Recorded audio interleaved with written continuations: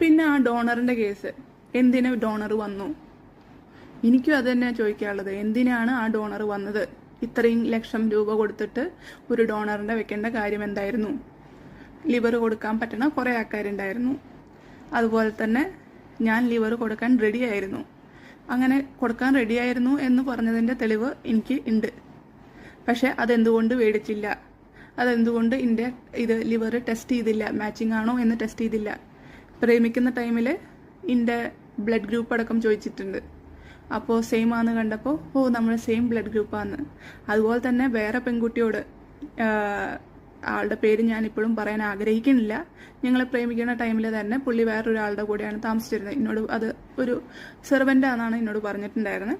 ആ കുട്ടിയോടും ഇതുപോലെ തന്നെ അവരുടെ ബ്ലഡ് ഗ്രൂപ്പ് എന്താണെന്ന് ചോദിച്ചപ്പോൾ അവർ ഇയാളുടെ ബ്ലഡ് ഗ്രൂപ്പ് തന്നെ പറഞ്ഞു. അത് കഴിഞ്ഞ് പക്ഷെ പിന്നത്തെ ഇങ്ങേക്ക് ഈ ട്രാൻസ്പ്ലാന്റ് സമയത്ത് അവർ വന്നിട്ട് കരയുണ്ട്, ചേട്ടൻ്റെ ഇഷ്ടം കിട്ടാൻ വേണ്ടിയിട്ടാണ് സെയിം ബ്ലഡ് ഗ്രൂപ്പാന്ന് പറഞ്ഞത്, എൻ്റെ എ പോസിറ്റീവാണ്, ഓ പോസിറ്റീവ് അല്ല എന്നൊക്കെ പറഞ്ഞിട്ടുള്ള സംഭവമൊക്കെ നമ്മുടെ കയ്യിലുണ്ട്. പക്ഷെ അവരുടെ പേര് ഞാൻ പറയാൻ ഉദ്ദേശിക്കുന്നില്ല, വെറുതെ ആവശ്യമില്ലാണ്ട് ഞാൻ അനുഭവിച്ചു, നാണം കെട്ടു. ഞാൻ ഏത് തരത്തിലുള്ള നാണക്കേടാണെങ്കിലും ഞാൻ സഹിക്കാൻ തയ്യാറാണ്. അത് ഈവൻ എൻ്റെ ഫോട്ടോ വീഡിയോ പുറത്തു വിടുക, അല്ലെങ്കിൽ എന്നെ പറ്റിയിട്ട് മോശം പറയുക. എൻ്റെ പാസ്റ്റിൽ പല കാര്യങ്ങളും നടന്നിട്ടുണ്ട്. ഞാൻ ഇതൊക്കെ ഓൾറെഡി പറഞ്ഞിട്ടുണ്ട്.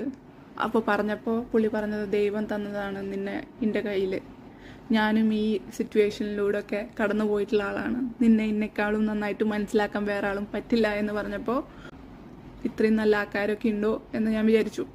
അപ്പോൾ എനിക്ക് ആണ് ഇതിൽ ചോദിക്കാനുള്ളത്, എന്തുകൊണ്ട് വേറൊരു ഡോണർ ഇത്ര കാശ് കൊടുത്തിട്ട് വന്നു?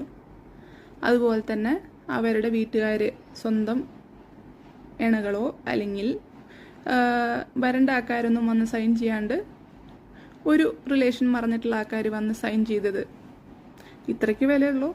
എന്തായാലും അതൊന്നും ഞാനിപ്പോൾ കൂടുതൽ എക്സ്പ്ലെയിൻ ചെയ്യാൻ പോണില്ല. എക്സ്പ്ലെയിൻ ചെയ്യേണ്ടി വന്നാൽ അതൊക്കെ ഞാൻ എക്സ്പ്ലെയിൻ ചെയ്യാൻ എനിക്ക് ഒരു ബുദ്ധിമുട്ടുമില്ല. പിന്നെ ആരിനെയോ കൊണ്ടുവരും, ആരിനെയോ കൊണ്ടുവന്നിട്ട് എന്തൊക്കെയോ പറയിപ്പിക്കും എന്നൊക്കെ പറഞ്ഞിട്ടുണ്ടായിരുന്നു. എനിക്കതിൽ ഭീഷണിയുടെ സ്വരമാണ് തോന്നിയത്. കുറേ ആൾക്കാരുടെ മുമ്പിൽ ഇൻസൾട്ട് ചെയ്തു, കുറേ ആൾക്കാരുടെ മുമ്പിൽ പീഡിപ്പിച്ചു, കുറേ ആൾക്കാരുടെ മുന്നിൽ പല തരത്തിൽ ഇത് ചെയ്തു.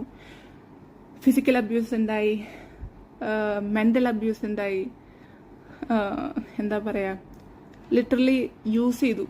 ഓക്കെ, ഇത്രയൊക്കെ പ്രശ്നമുണ്ട്. ഞാൻ ഓൾറെഡി ഈ മരുന്ന് മാറിക്കൊടുത്തു എന്നൊക്കെ പലരോടും പറയണത് കേട്ടിട്ട് ഞാൻ ഇവരുടെ വീട്ടിൽ ഓൾറെഡി പറഞ്ഞിട്ടുണ്ട്, ഇവരുടെ ചേച്ചിയോടും ഇവരുടെ ഏറ്റവും അടുത്ത ഫ്രണ്ടിനോട്. അപ്പോൾ അതൊന്നും കാര്യമാക്കണ്ട, നിങ്ങളുടെ കാര്യം എനിക്കറിയാം. അതുപോലെ തന്നെ ഇത്ര വലിയ ഹെൽത്ത് കൺസേൺഡ് ആയിട്ടുള്ള ആള് ഡിസ്ചാർജ്, ഈ ട്രാൻസ്പ്ലാന്റ് കഴിഞ്ഞ് ഡിസ്ചാർജ് കഴിഞ്ഞ് എത്ര 3 ആഴ്ചയോ 1 മാസത്തിൻ്റെ ഉള്ളിൽ ഞാൻ ആ കറക്റ്റ് വീണ്ടും തുടങ്ങി എന്ന് പറഞ്ഞിട്ടുള്ള ഒരു മെസ്സേജൊക്കെ ഞാൻ ഇവരുടെ വീട്ടിലേക്ക് അയച്ചു കൊടുത്തിട്ടുണ്ട്. വീണ്ടും വൈനായിട്ടും പിന്നെ വൈനും ബിയറായിട്ടും വൈനും ബ്രാൻഡിയായിട്ടും വൈനും ബക്കാഡിയൊക്കെ ആയിട്ട് മിക്സ് ചെയ്തിട്ട് കഴിക്കുന്നതൊക്കെ ഉള്ളത് ഉണ്ട്. അപ്പോൾ അത്രയും ഹെൽത്ത് കൺസേൺഡ് ആയിട്ടുള്ള ഒരാൾ അതൊന്നും ചെയ്യില്ല എന്നാണ് ഞാൻ വിചാരിക്കുന്നത്. പിന്നെ ഇതൊക്കെ ഞാൻ അവരുടെ ഫ്രണ്ട് വഴി തന്നെ അവരുടെ ഡോക്ടറോടും ഞാൻ പറയാൻ പറഞ്ഞിട്ടുണ്ടായിരുന്നു. അവസാനം മരുന്ന് മാറ്റിയിട്ട് കൊടുത്ത് ആൾക്കാരനെ കൊല്ലാൻ നോക്കണ ആള്. അല്ലാണ്ട് ഞാൻ മുമ്പ് ഇത് തടയാനൊക്കെ നോക്കിയിട്ടുണ്ട്, പക്ഷെ എനിക്ക് അടിയാണ് കിട്ടിയിട്ടുള്ളത്. അതുകൊണ്ട് ഞാൻ ഹോസ്പിറ്റലിലെ സമയത്തെ പറഞ്ഞു, ഞാൻ പറഞ്ഞാൽ കേൾക്കില്ല, നിങ്ങൾ ആരെങ്കിലും ഇവിടെ നിൽക്കണം എന്ന് ഞാൻ പറഞ്ഞിട്ടുണ്ടായിരുന്നു. ഇന്നെ ഒരു വിലയും തരുന്നില്ല. അപ്പോൾ ഇല്ലില്ല, മോള് നോക്കിയാൽ ശരിയാവും, അതുപോലെ തന്നെ ഇനി അതുപോലത്തെ പെണ്ണുങ്ങൾ ഒരിക്കലും വീട്ടിൽ കയറില്ല എന്ന് വാക്കുകൾ പലരും എനിക്ക് തന്നിട്ടുണ്ടായിരുന്നു. അപ്പോൾ ആ വാക്കുകളൊക്കെ ജസ്റ്റ് ഒരു പണിക്കാരിയായിട്ട് ഈ കാര്യങ്ങൾ ഒരാൾ ഡോണറിൻ്റെ മുറിവ് നോക്കാനും ഇവരുടെ മുറിവ് നോക്കാനും ഇതൊക്കെ കഴുകി കൊടുക്കാനും വേണ്ടി മാത്രമുള്ള ഒരു പണിക്കാരിയായിട്ടാണ് ഇവരുടെ വീട്ടുകാരും എന്നെ കണ്ടിട്ടുണ്ടെന്ന് എനിക്ക് മനസ്സിലാക്കണം. കാരണം ഇത് കഴിഞ്ഞ് എല്ലാം ഹെൽത്ത് ഓക്കെ ആയ സമയത്ത് ഞാൻ പറഞ്ഞിട്ട് കേൾക്കണില്ല മോള് പൊക്കോ, അത് കഴിഞ്ഞിട്ട് അവരെന്നെ ബ്ലോക്ക് ചെയ്തു. ഇവള് എന്തിനാണ് ഇയാളുടെ അവിടേക്ക് പോയത്? കാശ് കണ്ടു പോയ ആൾക്കാരാണെങ്കിൽ ആദ്യം തന്നെ സൈൻ ചെയ്യിപ്പിക്കും. അങ്ങനത്തെ ഒരു കേസ് ഉണ്ടെങ്കിൽ ഓക്കെ, അവർ പറഞ്ഞ എനിക്ക് ഇനി മാരി ചെയ്യാൻ പറ്റില്ല എന്നൊക്കെ ഇവർ വരുത്തീർക്കുന്നുണ്ട്. വാട്ടെവർ, അതെനിക്കൊരു പ്രശ്നമല്ല. ഒരാൾ പ്രേമിച്ചു പ്രപ്പോസ് ചെയ്തു എന്ന് വെച്ചിട്ട് എന്ത് ഡാഷ് തരങ്ങളും കാണിക്കാൻ പറ്റുമെന്ന് എനിക്ക് തോന്നണില്ല, അത് ശരിയാണെന്ന് തോന്നുന്നില്ല. പക്ഷെ ഇവർക്കൊക്കെ അത് ശരിയായിട്ടാണ് തോന്നണേ. മലയാളി പെണ്ണുങ്ങൾ അണ്ണാച്ചിയുടെ കോടി കണ്ടിട്ട് പോയതല്ലേ, ഇവരും അങ്ങോട്ട് പോയതാണെന്ന് ഇവർ തന്നെ വീഡിയോ ഇട്ടിട്ടുണ്ട് നേരത്തെ. ഓ, ഞാൻ കോടി കണ്ടിട്ടാ പോയെന്ന് എപ്പോഴാണോ വീഡിയോ ഇട്ടണേ? അടിപൊളി. എല്ലാം സൈക്കോകളാണ്. ഓക്കെ, ഇവര് ആ വീഡിയോ ഒക്കെ എവിടെ നിന്ന് കണ്ട? ഞാൻ പ്രപ്പോസ് ചെയ്തു എന്ന് പറഞ്ഞു, എനിക്ക് ഇഷ്ടമായിരുന്നു പറഞ്ഞു. ഒരാൾക്ക് ഇഷ്ടം തോന്നണേൽ ഇത്ര തെറ്റുണ്ടെന്ന് എനിക്ക് മനസ്സിലാവണില്ല. പക്ഷെ ഇഷ്ടം തോന്നിയിട്ട് അപ്പോൾ അത് അക്സെപ്റ്റ് ചെയ്തു. അതുപോലെ തന്നെ എൻ്റെ വീട്ടുകാരുടെ ഓരോ ഡാഡി മുതൽ എൻ്റെ ചേട്ടന്മാർ മുതൽ ചേട്ടന്മാരുടെ ഭാര്യമാർ മുതൽ എവിടെയൊക്കെയാണ് വർക്ക് ചെയ്യണേന്നും 2 ദിവസത്തിൽ അവരുടെ ഡീറ്റെയിൽസൊക്കെ കണ്ടുപിടിച്ചിട്ട് അതിൽ ഒരാളുടെ ഫ്രണ്ടിനടക്കം കണ്ടുപിടിച്ച ആളാണ് ഈ പുള്ളി.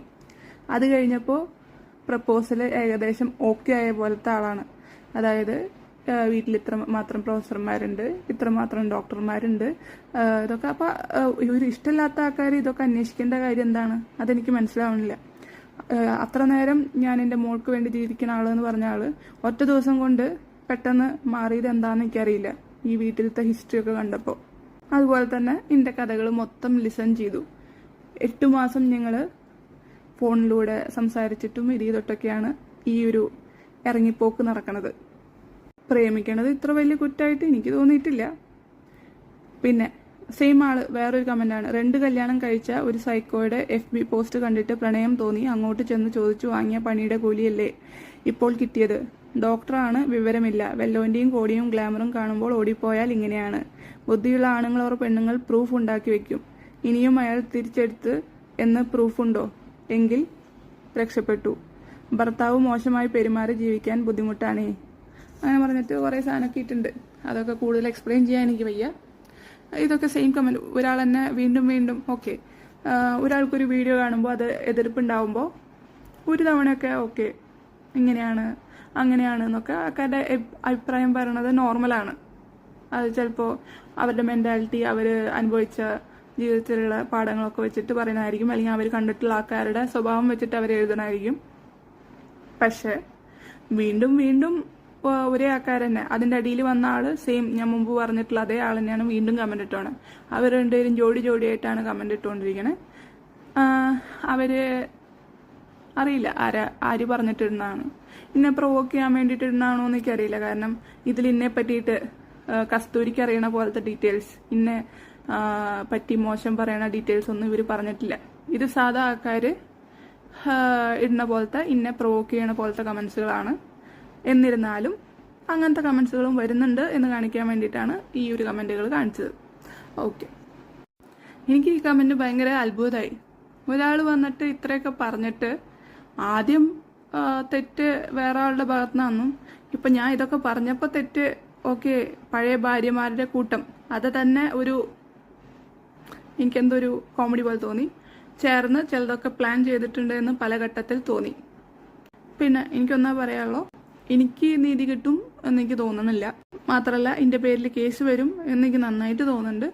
പക്ഷെ ഞാൻ പറയണ വരെ, അങ്ങനത്തെ ഒരു സാധനം എടുക്കണ വരെ, എൻ്റെ FBയും യൂട്യൂബും എല്ലാതും കളയണ വരെ, അല്ലെങ്കിൽ വെറുതെ ഒന്നും പറയാണ്ട് മിണ്ടാണ്ട് പോയിട്ട് ഓക്കെ എല്ലാം സഹിച്ചിട്ട് ഇരിക്കാന്നൊക്കെ വിചാരിച്ചിട്ടുണ്ടായിരുന്നേ. എനിക്കറിയാം എന്താണ് 14 വർഷമായിട്ട് മുമ്പ് ആളുകൾ സഹിച്ചേർന്നത്, എത്രമാത്രം അവർ ടോർച്ചർ ചെയ്തിരുന്നു, എത്രമാത്രം അവരുടെ കമന്റുകളിൽ പൊങ്കാലിടാൻ വേണ്ടിയിട്ട് ആരിനെയൊക്കെ വിളിച്ചിരുന്നു എന്നൊക്കെ ഞാൻ കണ്ടിട്ടുണ്ടായിരുന്നു. അപ്പൊ ഞാൻ എക്സ്പെക്റ്റഡ് ആയിരുന്നു ദൈവം. പക്ഷെ എനിക്കിതിനൊക്കെ എതിർത്ത് പറയാൻ പേടിയായിരുന്നു. എനിക്ക് പല കാര്യത്തിൽ എന്നെ പലതരത്തിൽ ഭീഷണിപ്പെടുത്തിയിട്ടുണ്ടായിരുന്നു. എൻ്റെ ചേട്ടൻ ഒരു കോളേജിൽ പഠിച്ചിട്ടുണ്ടായിരുന്നു, DM-ന് പഠിക്കുകയായിരുന്നു. അതേത് കോളേജാണെന്നോ ഞാൻ പറയുന്നില്ല. അവിടെ പഠിക്കുമ്പോൾ അവനെ തോൽപ്പിക്കുന്നു, അവിടുത്തെ മാനേജ്മെന്റിനെ വിളിച്ചിട്ട് പറഞ്ഞിട്ട് അവരെ കൊണ്ട് വിളിപ്പിക്കുകയും അങ്ങനത്തെ പല കാര്യങ്ങളും ഉണ്ടായിട്ടുണ്ട്. അതൊക്കെ കൂടുതൽ എക്സ്പ്ലെയിൻ ചെയ്യാൻ എനിക്ക് വയ്യ. കാരണം അതൊക്കെ എക്സ്പ്ലെയിൻ ചെയ്യേണ്ടത് അവരാണ്. അവർക്ക് അത് താല്പര്യമില്ലെങ്കിൽ ഓക്കെ ഞാൻ വിട്ടു. പക്ഷെ ഇന്നെ ഭീഷണിപ്പെടുത്തിയ കമന്റുകളിൽ, അന്ന് ഞാൻ നാർസിസ്റ്റിക് പേഴ്സണാലിറ്റി ഡിസോർഡർ ഇട്ട കമന്റുകളിൽ ഇന്റെ ചേട്ടൻ ഇവിടെയല്ലേ പഠിക്കണേ, അതൊക്കെ ആലോചിച്ചിട്ട് വേണം ഇതിന്ന് കമന്റ് ഇട്ടിട്ടുണ്ട്. അതുപോലെ തന്നെ ഇങ്ങനെ ഭീഷണിപ്പെടുത്തുന്ന പല കാര്യങ്ങളും ഞാൻ ഉള്ളപ്പോൾ നടന്നിട്ടുണ്ട്. സോ എനിക്ക് അതിന്ന് പുറത്തു പോകാനും അതുപോലെ തന്നെ പ്രതികരിക്കാനും എനിക്ക് അത്ര ധൈര്യമുള്ള ആളൊന്നല്ല. പക്ഷെ ഇപ്പം ധൈര്യം വന്നതെന്ന് പറഞ്ഞാൽ എനിക്ക് നഷ്ടപ്പെടാൻ ഒന്നുമില്ല എന്നുള്ള കാരണം കൊണ്ട് തന്നെയാണ് ആ ധൈര്യം വന്നോണേ. ഇനി എന്തുണ്ടായാലും ഞാൻ പറഞ്ഞല്ലോ, ഇടയ്ക്കിടയ്ക്ക് പറഞ്ഞ പോലെ എനിക്ക് എന്തെങ്കിലും സംഭവിച്ചാൽ ഈ വീഡിയോകൾ മരിക്കുന്നതിന് മുമ്പ് ഒരു ഡൈയിങ് ഡിക്ലറേഷനൊക്കെ എടുക്കുമെന്നാണ് പറയണേ. ഇത് ഏതെങ്കിലും വഴിയിൽ ചിലപ്പോൾ വല്ല കുളത്തിലോ അല്ലെങ്കിൽ വല്ല കടലിലോ കെട്ടി ഇത് ചെയ്തിട്ടൊക്കെ എന്നെ കെടുത്തിയിട്ടുണ്ടെങ്കിൽ ഇതൊക്കെ ഈ സത്യമൊക്കെ പറയണമെന്നും അതുപോലെ തന്നെ മരിക്കുന്നതിന് മുമ്പ് ഞാൻ കണ്ടിട്ടുള്ള കാര്യങ്ങളൊക്കെ പറയണം. വെറുതെ എന്തിനാ ഞാൻ വേറെ ആൾക്കാർക്ക് വേണ്ടിയിട്ട് ആ ഒരു ശാപം കൂടി ഞാൻ ഏൽക്കണേ, അതിൻ്റെ കാര്യമില്ലാന്ന് തോന്നി. സോ ഇത്രയൊക്കെയൊക്കെ പറയാനുള്ളൂ. സപ്പോർട്ട് ചെയ്ത ആൾക്കാർക്കൊക്കെ ഭയങ്കര താങ്ക്സ്. ആക്ച്വലി നിങ്ങളോട് ഞാൻ ഒരിക്കലും സപ്പോർട്ട് ചെയ്യണമെന്ന് പറയില്ല, കാരണം നിങ്ങൾക്കൊക്കെ ഭീഷണികൾ വരും. പല ആൾക്കാരുടെ വീട്ടിൽ ഭീഷണിയായിട്ട് പോയിട്ടുള്ളത് നിങ്ങൾക്ക് അറിയുണ്ടാവും. സോ ഞാൻ ആരോടും സപ്പോർട്ട് ചെയ്യണമെന്ന് പറയില്ല. സപ്പോർട്ട് ചെയ്യേണ്ട ആൾക്കാർ ഇതുവരെ സപ്പോർട്ട് ചെയ്തിട്ടില്ല. എന്നാലും ഭയങ്കര thanks from my heart. By.